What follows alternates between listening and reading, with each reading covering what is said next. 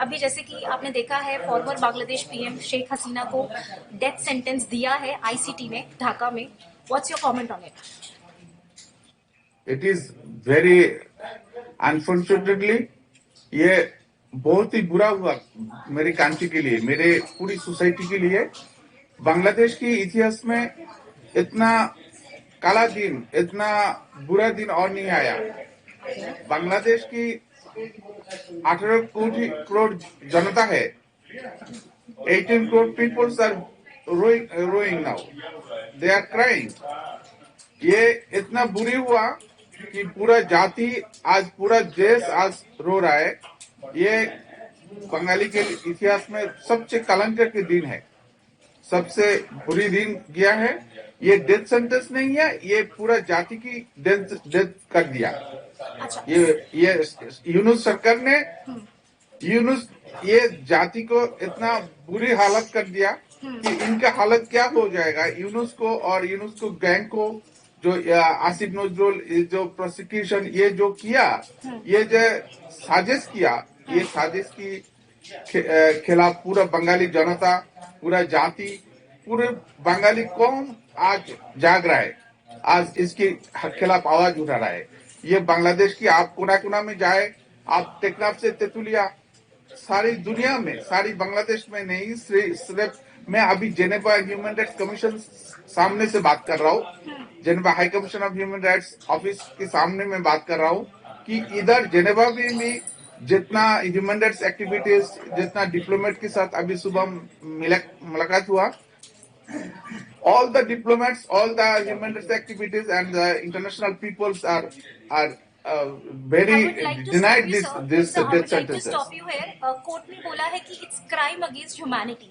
हसीना के in action की वजह से जितने भी स्टूडेंट्स थे, 6 से ज्यादा जो स्टूडेंट्स थे, उनका डेथ हुआ है due to the inaction of Hasina. आप इस पे क्या बोलेंगे?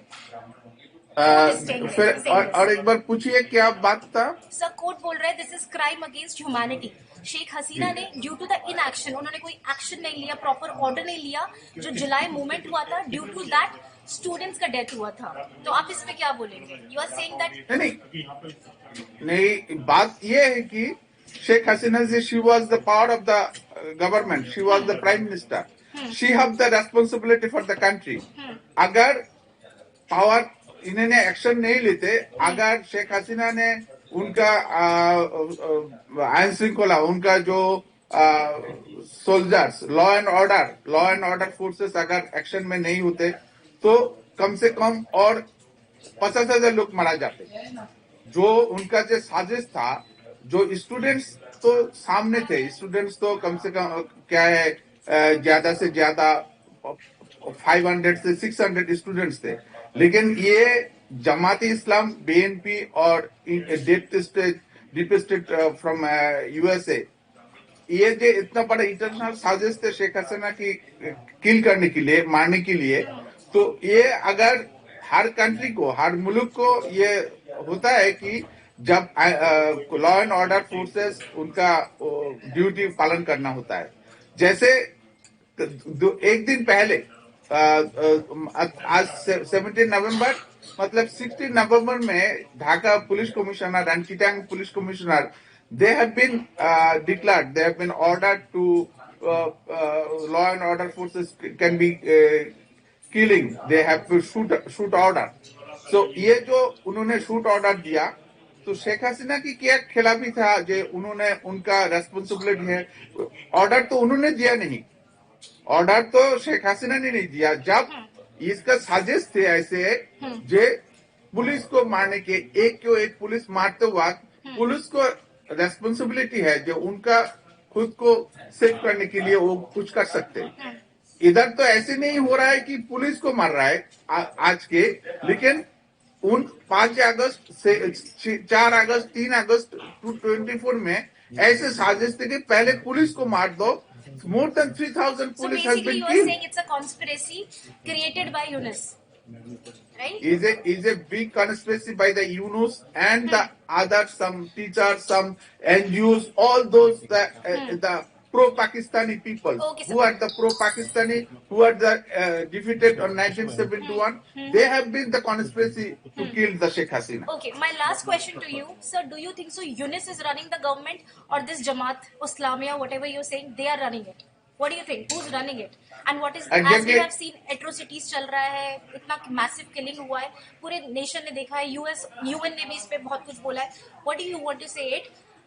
कि बांग्लादेश का फ्यूचर क्या है under Yunus, how things will go, because हम सब ने और देश ने देखा है कि under the leadership of Sheikh Hasina things were very quite fine calm. आपको क्या लगता है बांग्लादेश का फ्यूचर क्या है अंडर यूनिस गवर्नमेंट?